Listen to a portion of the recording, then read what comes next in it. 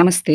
ಇವತ್ತಿನ ದಿನ dry fish ಕರಿನ ಮಾಡೋದು ಹೇಗೆ ಅಂತ ನೋಡ್ಕೊಳ್ಳೋಣ. ನಾನು 100 ಗ್ರಾಮ್ ಡ್ರೈ ಫಿಶ್‌ನ ತೊಗೊಂಡಿದ್ದೀನಿ. ಮತ್ತೆ ಈರುಳ್ಳಿ, ಬೆಳ್ಳುಳ್ಳಿ, ಟೊಮೆಟೊ, ಕರಿಬೇವನ್ನ ರೆಡಿ ಮಾಡಿ ಇಟ್ಕೊಂಡಿದ್ದೀನಿ. ಈಗ ಒಂದು ಪ್ಯಾನ್‌ಗೆ ನಾವು ಎಣ್ಣೆನ ಸೇರಿಸ್ಕೊಂಡು ಸ್ವಲ್ಪ ಸಾಸಿವೆ ಸೇರಿಸ್ಕೊಳ್ಳೋಣ. ನಂತರ ನಾವು ಈರುಳ್ಳಿ ಮತ್ತೆ ಕರಿಬೇವು ಮತ್ತೆ ಬೆಳ್ಳುಳ್ಳಿನ ಸೇರಿಸ್ಕೊಳ್ಳೋಣ. ಈರುಳ್ಳಿ ಸಣ್ಣದಾಗಿ ಹೆಚ್ಕೊಂಡಿರ್ತೀವಿ, ಇದನ್ನು ಸೇರಿಸ್ಕೊಳ್ಳೋಣ. ನಂತರ ಒಂದು 50 ಗ್ರಾಮಷ್ಟು ಬದನೆಕಾಯಿನ ಸಣ್ಣದಾಗಿ ಹೆಚ್ಕೊಂಡು ಸೇರಿಸ್ಕೊಂಡು ಎಣ್ಣೆಲಿ ಫ್ರೈ ಮಾಡ್ಕೋಬೇಕು. ಫ್ರೈ ಆದ ನಂತರ ನಾವು ಒಣಮೀನನ್ನ ರೆಡಿ ಮಾಡಿ ಇಟ್ಕೊಂಡಿದ್ದೀವಲ್ಲ ತೊಳೆದು, ಈ ಒಣಮೀನನ್ನ ಸಹ ಸೇರಿಸ್ಕೊಂಡು ನೀಟಾಗಿ ಫ್ರೈ ಮಾಡ್ಕೋಬೇಕು. ಎಣ್ಣೆಲಿ ಚೆನ್ನಾಗಿ ಫ್ರೈ ಮಾಡ್ಕೊಂಡ್ರೆ ಹಸಿ ವಾಸನೆ ಎಲ್ಲ ಹೋಗುತ್ತೆ. ನಂತರ ಒಂದು 2 ಟೊಮೆಟೊ ಸಹ ಸಣ್ಣದಾಗಿ ಹೆಚ್ಕೊಂಡಿರೋದನ್ನು ಸಹ ನಾವು ಸೇರಿಸ್ಕೊತಾ ಇದ್ದೀವಿ.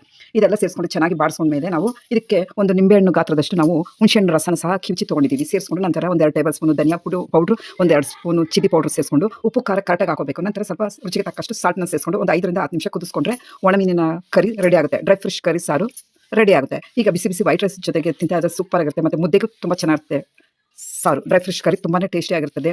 ಮತ್ತೆ ಮುದ್ದೆಗೆ ಮತ್ತೆ ಬಿಸಿ ಬಿಸಿ ಅನ್ನಕ್ಕೆ ಸೂಪರ್ ಕಾಂಬಿನೇಷನು. ನೀವು ಒಂದ್ಸಲ ಟ್ರೈ ಮಾಡಿ ಹೇಗೆ ಬಂತು ಅಂತ ಹೇಳಿ. Thank you for watching.